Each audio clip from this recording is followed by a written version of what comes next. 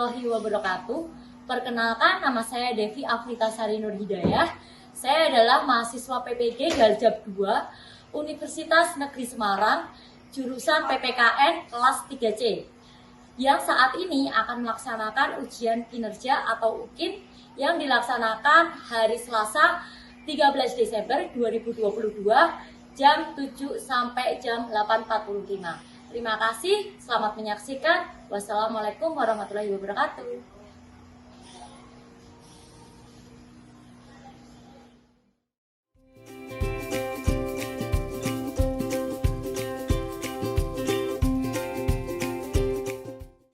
Assalamualaikum warahmatullahi wabarakatuh.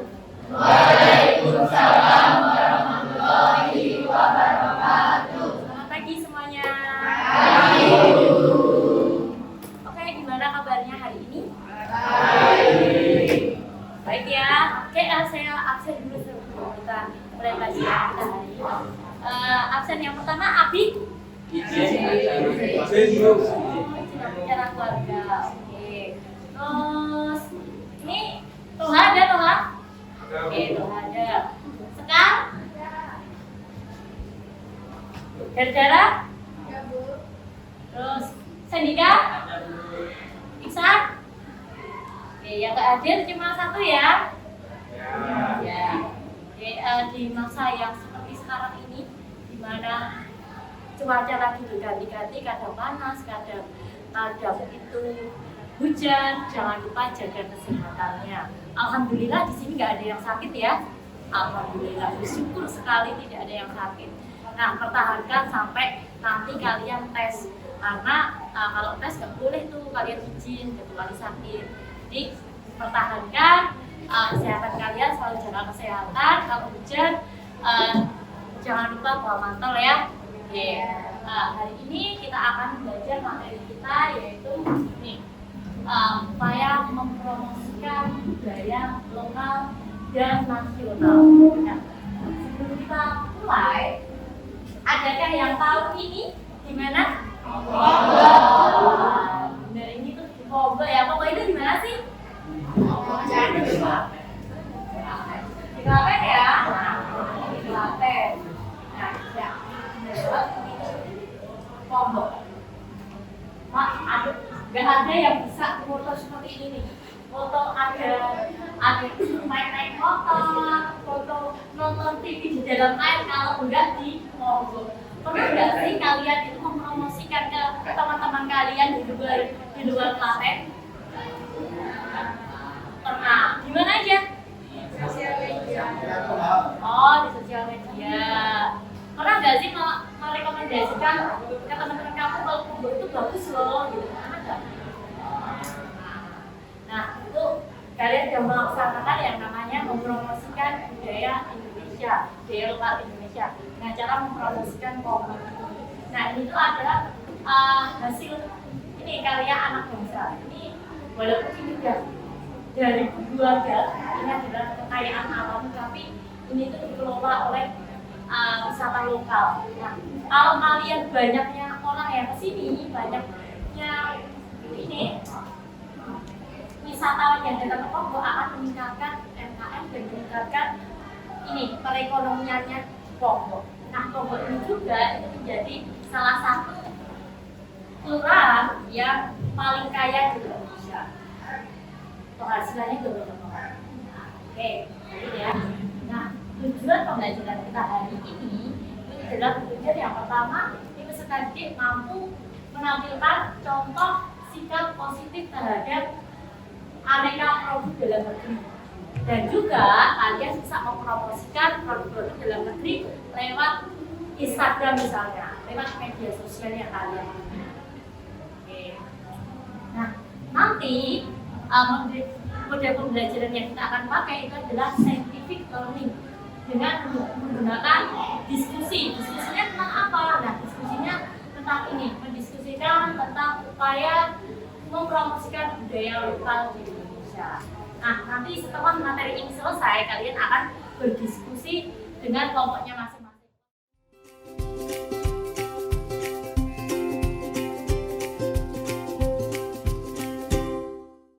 Kemarin udah dibagi ya. Ya, langsung aja pindah ke kelompoknya setelah selesai materinya. Oke. Nah, ini saya ada video. Coba kita lihat bersama-sama videonya. Nah, sebentar ya. Ada juga.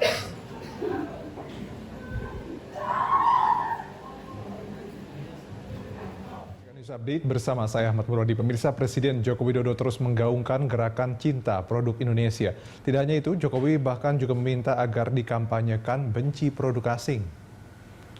Presiden menekankan penduduk Indonesia yang jumlahnya mencapai lebih dari 270 juta jiwa seharusnya menjadi konsumen yang paling loyal untuk produk lokal buatan dalam negeri. Sehingga sangat disayangkan apabila pasar yang sangat besar tersebut justru dikuasai asing. Branding harus melekat agar masyarakat lebih mencintai produk Indonesia dibandingkan produk luar negeri. Karena penduduk Indonesia, penduduk kita berjumlah lebih dari 270 juta jiwa.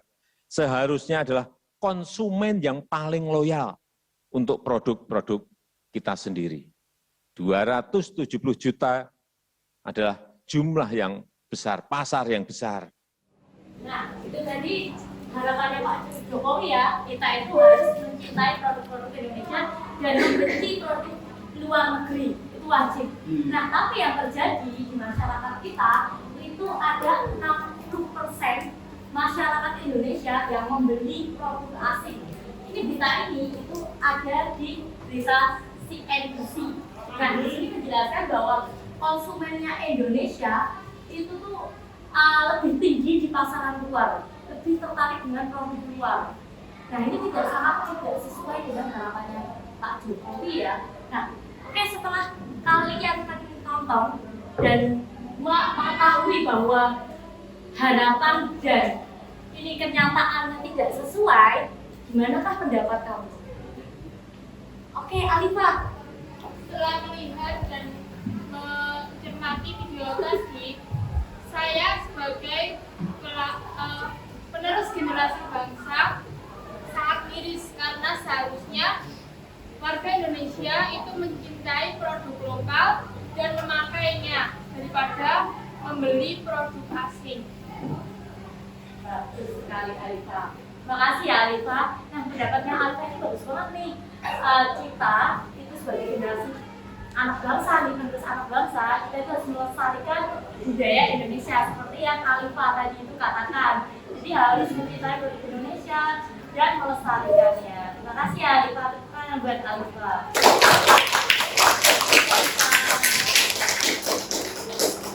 Nah, di sini kan ada 60% ya. Coba kita lihat dulu ini masyarakatnya Indonesia.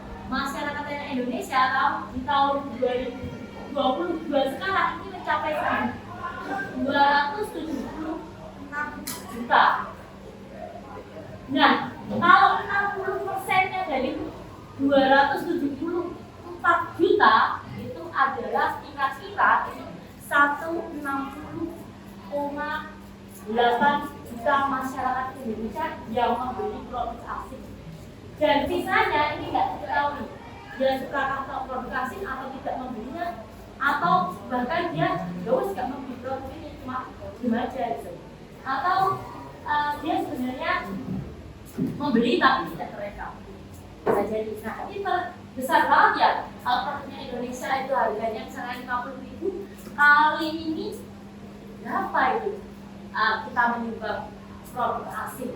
Berapa kita itu menyumbangkan uang kita kepada negara asing? Gak mau kan? Gak mau dong negara kita itu menyumbang uang kita, menyumbang kekayaan kita untuk negara lain. Gak mau kan? Nah, kita harus melestarikannya. Di sini adakah yang tahu produk Indonesia itu apa aja? Apa? Sate, gurih, wayang, terus apa lagi? Reok, apa lagi? Gamelan, ya. Itu adalah semua produk Indonesia. Nah, produk-produk Indonesia tadi itu adalah wujud dari cinta tanah air kita, wujud dari cinta kita terhadap produk Indonesia. cinta tanah air itu adalah cara kita mencintai bangsa sendiri dan memunculkan rasa kita itu bangga menggunakan produk-produk Indonesia. Nah, ini adalah contoh produk Indonesia. Ini adalah contoh produk asli Indonesia dan sudah diklaim oleh UNESCO tahun 2009 sebagai warisan asli Indonesia. Nah, ini juga sepatu di Brazil, sepatu kulit yang ada di Brazil. Ini juga kemudian menjadi kekayaan Indonesia. Nah, ini kalau ini gimana ini apa ini? Nanti kalau sinjumelar. Ini lanjut ya. Nah, ini adalah contoh-contoh produk dalam negeri, produk lokalnya Indonesia. Ini produk apa ini? Melati ya. Ini produk Sindu Melati. Nah, ini apa? Kalau Sindu Melati ini sudah diklaim oleh Klaten itu sebagai batik aslinya Klaten. Sindu itu artinya yaitu air. Melati itu adalah bunga melati, diklaim menjadi bunga khasnya Klaten. Nah, kalau kulit ini ada di mana biasanya? Di meja ya. Nah, kalian pernah nggak sih menggunakan kedua ini? Pernah nggak? Pernah ya. Bangga nggak menggunakan produk Indonesia? Harus bangga, bisa ya.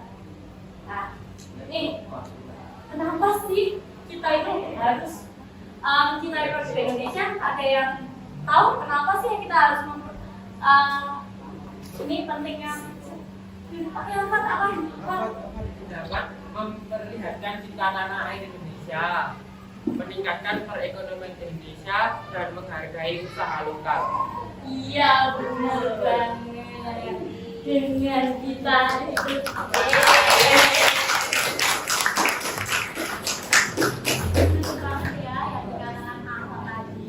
dengan kita itu mencintai produk Indonesia itu bisa meningkatkan MKM-nya Indonesia, dapat meningkatkan cinta tanah air kita terhadap Indonesia, bangga menggunakan produk-produk Indonesia. Nah, yang dikatakan aku tadi juga bagus, semoga juga akan menggunakan produk Indonesia ya. Ya lah. Nah, gimana sih dampaknya jika kita itu tidak mencintai produk Indonesia? Yang pertama, itu akan meningkatkan pengangguran di Indonesia. Pengangguran banyak banget pengangguran yang ada di Indonesia. Dan banyak terjadi PHK karena lamaran pekerjaannya sudah semakin sempit. Terus produk-produknya itu tidak diminati oleh rakyat Indonesia. Dan akhirnya belum tinggal. Jadi banyak yang PHK. Nah, dampaknya yang ketiga itu semakin berkurangnya lapangan pekerjaan. Yang keempat, kesejahteraannya masyarakat yang tadinya dia punya usaha, terus tadinya dia bisa hidup di situ, tapi akhirnya itu dia menjadi tidak mempunyai usaha.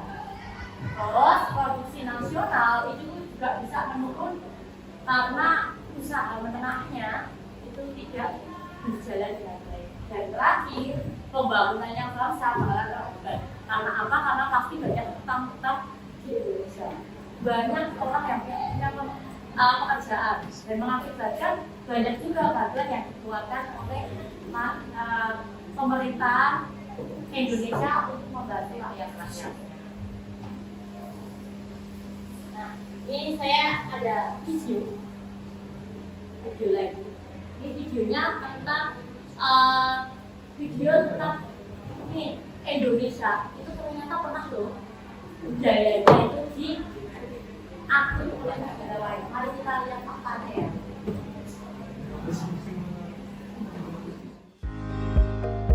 Heho Pop Gengs.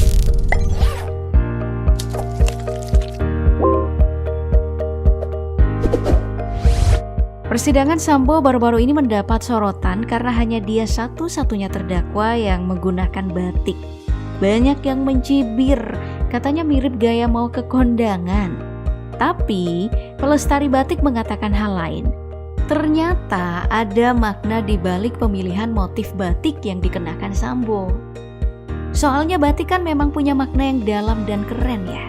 Gak heran kalau budaya batik sempat diklaim sebagai warisan budaya negara tetangga kita.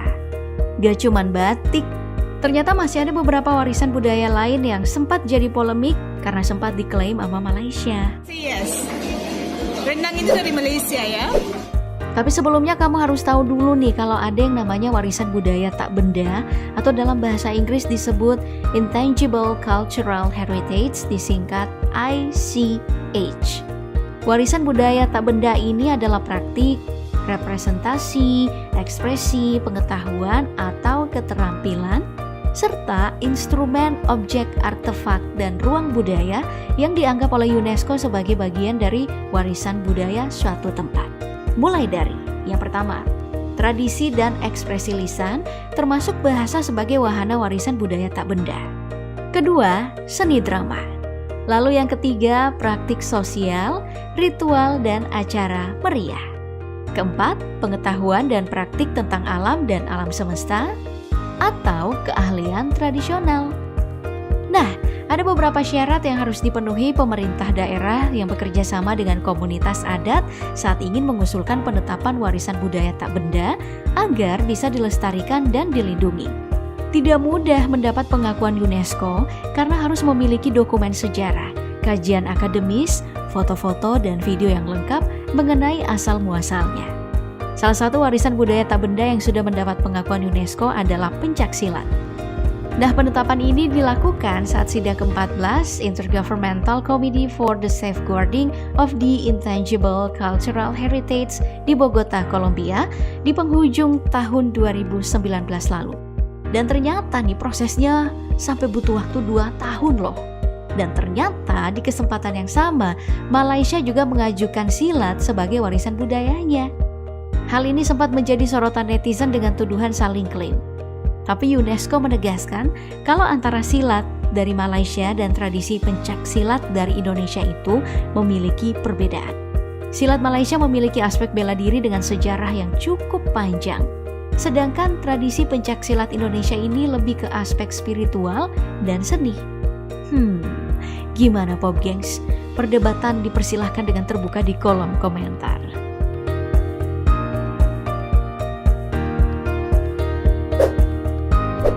Selanjutnya, ada pertunjukan wayang kulit yang telah diakui oleh UNESCO sejak tahun 2003 menjadi Masterpiece of Oral and Intangible Heritage of Humanity atau karya kebudayaan yang mengagumkan di bidang cerita narasi dan warisan budaya yang indah dan berharga. Pemerintah Indonesia bahkan menetapkan tanggal 7 November sebagai Hari Wayang Nasional karena telah diakui dunia. Gak heran kalau tahun 2021 desainer Malaysia Jamie Chung jadi bulan-bulanan netizen Indonesia karena dianggap mengklaim wayang kulit yang diaplikasikan ke motif sepatu Adidas. Gak lama setelah itu pihak Adidas Singapura pun meminta maaf. Tidak sekali, Malaysia juga pernah dituduh mencontek budaya Indonesia karena Miss Grand Malaysia memakai kostum wayang kulit untuk berlaga di ajang Miss Grand Internasional yang digelar di Venezuela tahun 2019 lalu.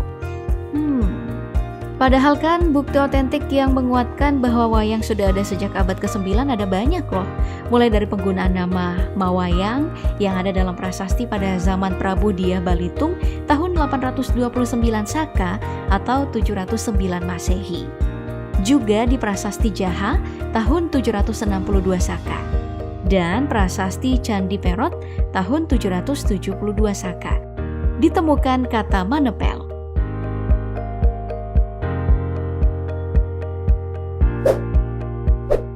Lantas, bagaimana dengan Reok Ponorogo yang sudah sejak tahun 2006 heboh diklaim oleh Malaysia?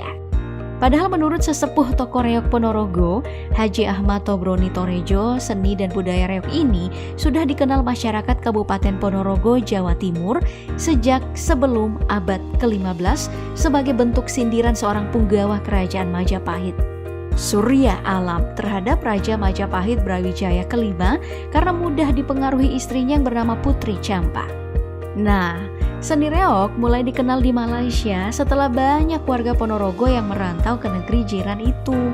Seni reog mereka mainkan di Malaysia sebagai pengobat rindu kepada keluarga dan menghilangkan kebosanan saat bekerja.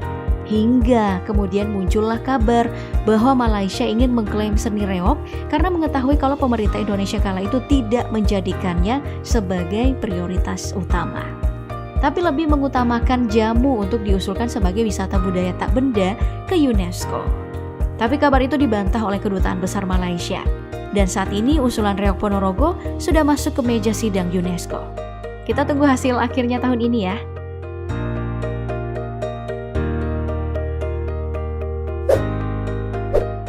Nah, berikutnya ada batik dan sudah resmi diakui oleh UNESCO pada 2 Oktober 2009 sebagai warisan budaya tak benda pada sidang UNESCO di Abu Dhabi. Dan sejak itu pemerintah menetapkan tanggal 2 Oktober sebagai Hari Batik Nasional sebagai bentuk pelestarian seni batik dan merekomendasikan agar batik digunakan di berbagai acara formal. Umur batik diperkirakan sudah lebih dari 1 milenium atau 1000 tahun, meski asal mula batik sih belum spesifik diketahui. Tapi diyakini bahwa kain tersebut dibawa ke Asia melalui bagian dari wilayah India dan digunakan di sejumlah wilayah di Afrika, Asia, dan Timur Tengah. Tapi yang pasti kata batik diambil dari bahasa Melayu Indonesia yang berarti proses pencelupan kain.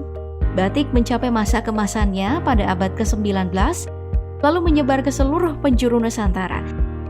Makanya gak heran kalau lagi-lagi batik ini juga pernah diklaim Lavanya Shivaji, Miss World Malaysia 2021 yang mengupload foto dengan caption seperti ini. Kain batik melambangkan keragaman di antara orang Malaysia dengan berbagai warna, cetakan, dan desainnya. Oleh karena itu, saya mempersembahkan kepada Anda gaun malam saya untuk Miss World Malaysia 2021 yang terbuat dari melambangkan keragaman di antara orang Malaysia dengan berbagai warna, cetakan, dan desainnya. Oleh karena itu, saya mempersembahkan kepada Anda gaun malam saya untuk Miss World Malaysia 2021 yang terbuat dari batik Malaysia. Tentu saja seketika diserang oleh netizen dan berujung permintaan maaf tak lama setelah itu. Oke, kita udah melihat video tadi ya tentang budaya Indonesia itu juga diklaim oleh negara lain. Menurutmu sih dari yang kalian lihat dari video tadi, nilai apa sih yang bisa diambil? Banyak. Oke, let's go. Kita ambil video tadi, ternyata banyak orang Indonesia yang menjadi warisan budaya Indonesia. Contohnya ada batik, keris, dan reog. Nah, bahkan batik itu sudah diklaim oleh UNESCO sejak 9 Januari 2009, diklaim bahwa itu miliknya Malaysia. Saya sebagai generasi muda akan berusaha untuk melestarikan dan mengenalkan budaya Indonesia ke kancah internasional dengan melalui sosial media yang saya miliki, agar budaya Indonesia ini dapat diperkenalkan di kancah internasional.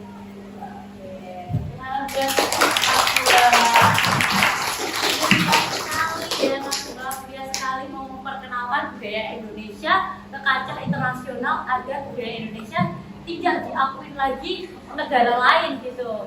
Nah, Mas Bua ini udah sebagai generasi muda, Mas Bua udah menerapkan nih, dia udah berusaha banget menjaga dan melestarikan budaya Indonesia. Ya, terima kasih Mas Bua. Nah, di sini tadi Mas Bua udah menjelaskan bahwa dia pengen melestarikan budaya Indonesia, budaya lokal, budaya Jawa misalnya. Nah, di sini ada manfaat mencintai dan menggunakan produk dalam negeri. Yang pertama itu adalah bisa memupuk cinta tanah air Indonesia. Yang kedua, bisa meningkatkan rasa bangga terhadap produksi dalam negeri. Dan yang ketiga, itu bisa melestarikan budaya bangsa, bisa juga mendukung perekonomian bangsa, bisa membantu mengurangi pengangguran, bisa meningkatkan pendapatan negara, bisa meningkatkan kesejahteraan pekerja lokal, dan bisa juga meningkatkan jumlah produksi usaha kecil milik Indonesia, masyarakat Indonesia. Sekarang itu waktunya untuk diskusi ya.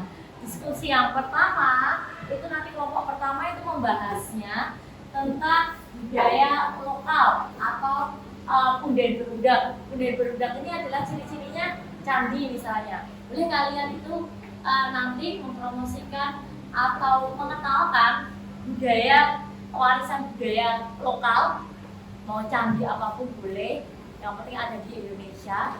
Kalau yang lokal di Klaten atau lokal di sekitar kita lebih bagus.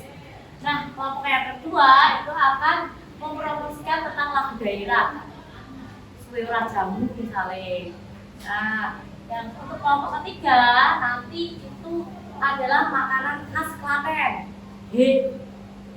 cara membranding. Dan yang kelompok yang keempat ini itu akan nanti membahas atau mempromosikan tentang rumah adat. Rumah adatnya Klaten apa? Joglo.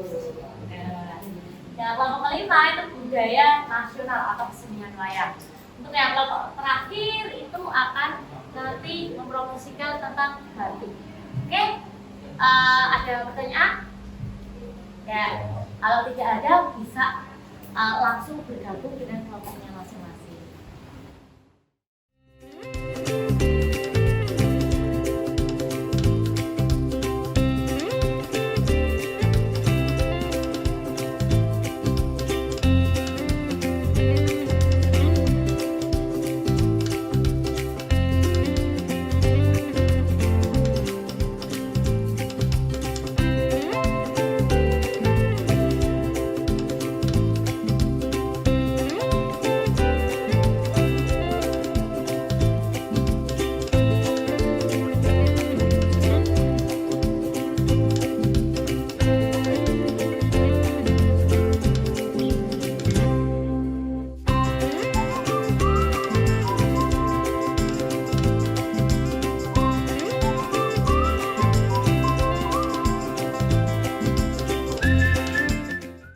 Tiga.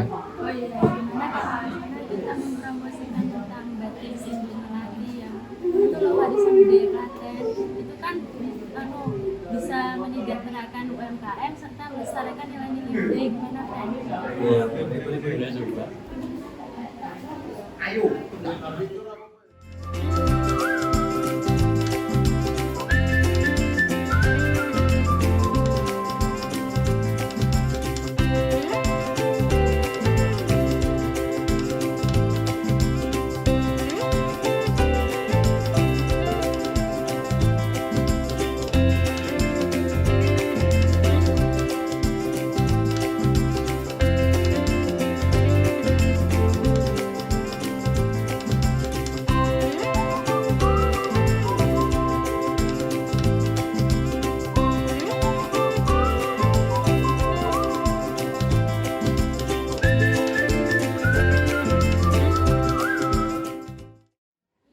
Aku pengen poster Candi Sajiwanku di IG aja ya, teman-temanku pada lihat.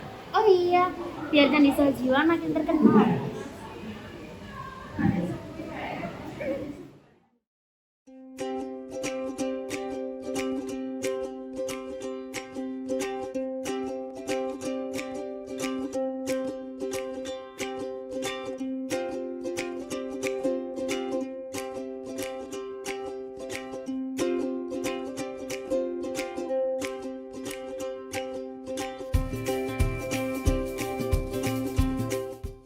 Oke, udah 1 jam pelajaran, udah selesai? Udah selesai ya. Oke, karena udah selesai semua, kelompok 1 maju duluan ya. Ya silakan kelompok 1.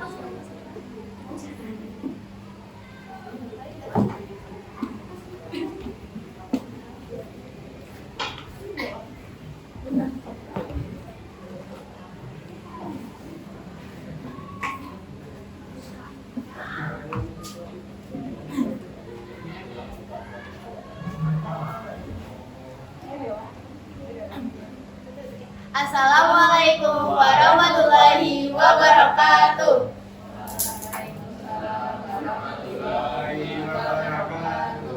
Perkenalkan, kami dari kelompok 1 akan mempresentasikan hasil diskusi kami tentang Candi Sajiwan. Sebelum itu, perkenalkan, saya Syedika Akmal Utara dari absen 34. Saya Ihsan Sabiluka, absen 18. Saya Olivia Ramadhani, absen 9. Saya Sekar Ayu Kirania Pramesti, absen 31. Saya Aufa Biswati Menggilati, absen 8. Saya SK Zayani, absen 10. Kami di sini akan menyampaikan diskusi kami mengenai salah satu budaya di Indonesia yang dekat dengan kita, yaitu Candi Sejiwan. Nah, karena kita kan didominasi dengan budaya tutur, jadi semua cerita dari masa kerajaan, masa kolonial itu diceritakan ke generasi muda itu melalui lisan, dalam bentuk lisan. Tapi cerita atau budaya lisan kita itu nggak sebanyak seperti peradaban pada masa negara tua seperti Mesir, Cina, dan lainnya. Nah, namun setelah ditelusuri, budaya Indonesia itu juga tidak kalah menariknya dengan budaya bangsa-bangsa lainnya. Contohnya itu warisan budaya itu bisa berupa tulisan dan lisan. Nah, contohnya ada pada Candi Sejiwan.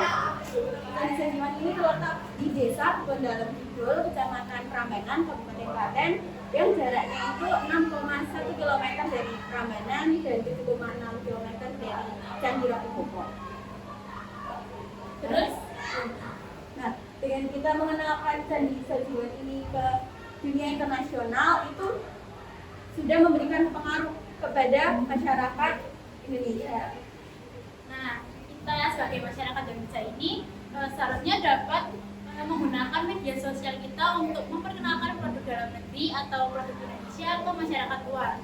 Misalnya melalui media sosial itu bisa dari Instagram, YouTube, WhatsApp maupun Twitter.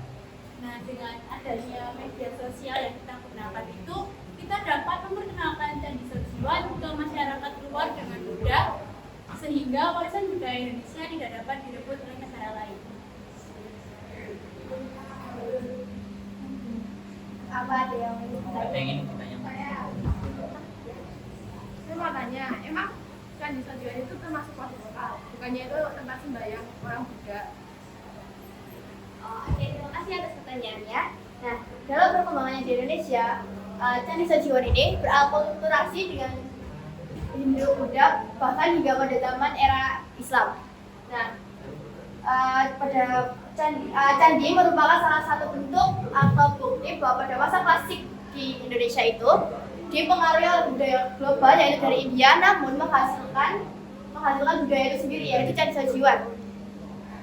Ciri kebudayaan asli Indonesia yaitu tersusun dari beberapa kompleks candi yang bertingkat berupa teras yang menyerupai piramida terpancung. Halaman yang merupakan teras bertingkat ini merupakan ciri khas budaya asli Indonesia zaman prasejarah, yaitu punden berundang.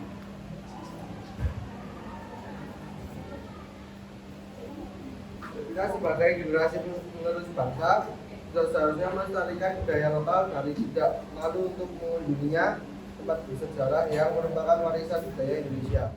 Nah, kenapa kita posting poster yang sudah kita buat itu di IG masing-masing? Karena kan pengguna IG itu banyak, bahkan dari generasi tua ke generasi muda itu pakai IG. Jadi kita tuh berharapnya poster yang kita buat itu tersampaikan ke mereka, jadi mereka itu tergugah untuk berkunjung ke Candi Sejiwan dan mempelajari sejarahnya. Kami terima kasih Bu Dewi waktunya, terima kasih atas pertanyaannya. Sekian dari kami. Wassalamualaikum warahmatullahi wabarakatuh.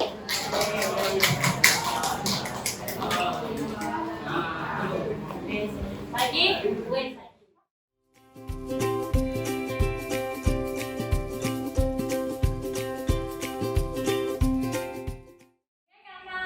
semua kelompok udah maju ke depan dan mempresentasikan hasil diskusinya bersama teman-temannya. Terima kasih yang sudah menyelesaikan tugas-tugasnya. Kalian sangat luar biasa sekali. Nah, adakah yang bisa menyimpulkan pembelajaran kita hari ini itu tentang apa? Oh ya, Tiffany, silakan Tiffany.